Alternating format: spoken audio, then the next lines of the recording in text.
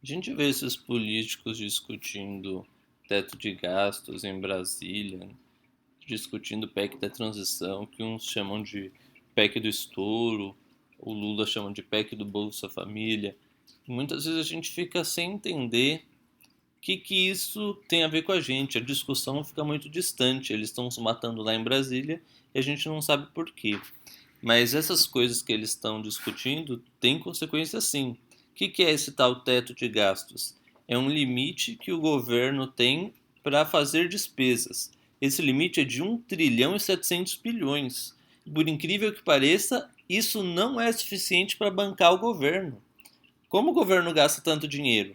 Metade é de previdência, da outra metade que sobra, a metade vai para funcionalismo público. Então, todos os privilégios e regalias dos parlamentares, os super salários dos ministros, tudo isso vai estar incluso nesse valor. Dá uns 400 bilhões, é muito dinheiro que o Brasil gasta com o próprio funcionalismo. Vai sobrar aí 25%, que é um quarto, metade da metade. Só que desses 25% que sobra, 20% é obrigatório. É precatórios, é seguro-desemprego, é conta de luz, coisa que o governo tem que pagar. E aí o que acontece? O presidente tem na mão mesmo do que entra de imposto somente uns 5%, vai dar uns 150 bilhões. E é esse o dinheiro que vai para saúde, educação e segurança. Por questões históricas, o orçamento do Brasil é um orçamento engessado. Então não tem muita massa de manobra. Tudo que entra já está meio que comprometido. O que o Lula quer fazer? Ele pediu para tirar o Bolsa Família do teto de gastos, para que ele pudesse gastar à vontade com o Bolsa Família. Não deram isso para ele, eles aumentaram o teto para acomodar o Bolsa Família.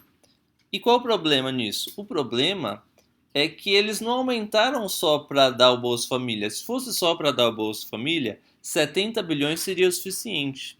Mas eles aumentaram 145 bilhões, o dobro.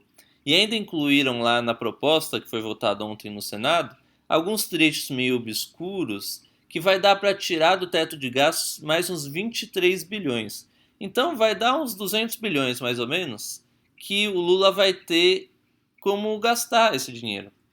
E por que isso é um problema? Porque, pelo que o Lula está dizendo, ele ainda não especificou como esse dinheiro vai ser gasto. Ele parece que quer gastar para orçamentos correntes, coisas, gastos, despesas correntes do governo, para manter a máquina pública ainda mais grande, mais inchada. E qual que é o problema nisso?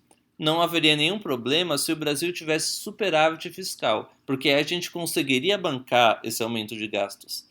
Mas a gente está tendo déficit fiscal desde a época da Dilma. Então, para bancar esse aumento de gastos, o Brasil vai ter que fazer dívida. É como se o país entrasse no cheque especial. E aí, com um país mais endividado, ele se torna um país mais arriscado. E aí, para se fazer investimentos em um país mais arriscado, exige-se mais juros. E a taxa de juros alta é ruim para todo mundo. Por quê? Porque o empresário, em vez de pegar o dinheiro que ele tem e investir em negócios para gerar empregos, ele deixa o dinheiro rendendo no banco. Para que ele vai se arriscar se ele pode ganhar dinheiro com juros? E aí os empregos que poderiam ser gerados, a economia que poderia crescer, não cresce. E a gente fica nesse passo estagnado. E até pior, né? Pode acontecer uma recessão. Porque aí você vai aumentando tanto a dívida pública, e aí se houver recessão, aí os empregos que foram gerados agora vão ser cortados. E a população vai ficar com ainda menos renda. Existe ainda outro problema. Se o país começar a ser muito irresponsável com o modo como trata as finanças, o dólar pode subir.